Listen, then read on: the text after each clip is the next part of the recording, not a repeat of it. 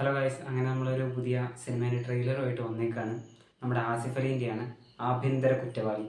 അപ്പോൾ നമുക്ക് ഇതിൻ്റെ ട്രെയിലറൊക്കെ ഒന്ന് കണ്ടിട്ട് നമുക്ക് ബാക്കി അതിൻ്റെ വിശേഷങ്ങളൊക്കെ ഞാൻ പറയാം കേട്ടോ.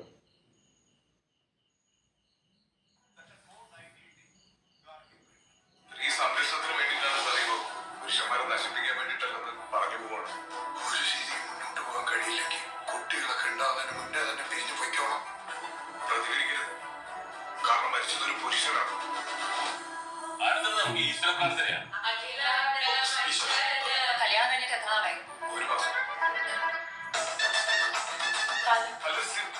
പോയി ചോദിക്കും എന്ത് കൂട്ടാന്ന്.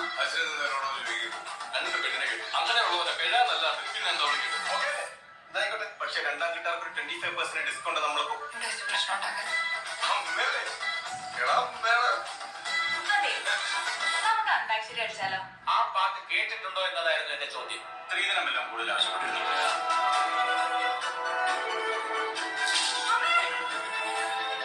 പതിവ്രതയാം ഭാര്യയെ പട്ടിണിക്കിടുന്ന നരൻ പരമഭക്തനായാലും ഗതിയുണ്ടാകും.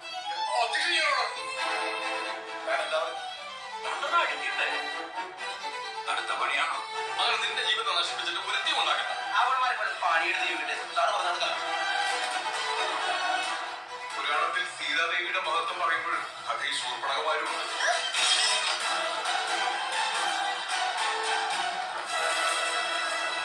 ശത്രുസംഹാരം സഹദേവനർത്ഥം, ഭാഗ്യസൂക്തം സഹദേവനർത്ഥം, അഘോരമന്ത്രം സഹദേവനർത്ഥം. കിടിലൻ സാധനം കേട്ടോ. ഇങ്ങനെ ഒരു പ്രതീക്ഷിക്കാത്ത ഒരു ഐറ്റം. ഇതിൻ്റെ ടീസർ ഇറങ്ങിയ സമയത്തും ഞാൻ, അതായത് സിനിമേൻ്റെ ടൈറ്റിൽ പ്രതീക്ഷിച്ചത് വേറെ, പക്ഷേ സിനിമേൻ്റെ ഉള്ളടക്കം തന്നതും വേറെ രീതിയിലായിരുന്നു.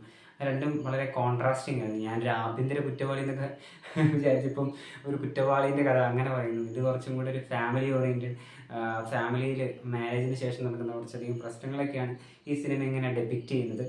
ഇതിൻ്റെ ഡയറക്ടർ സേതുനാഥ് പത്മകുമാറാണ്. അപ്പം എങ്ങനെയാണെങ്കിലും പടം അടിപൊളിയായിട്ട് വരട്ടെ. ചില ചോദ്യങ്ങളെല്ലാം ചോദിക്കട്ടെ.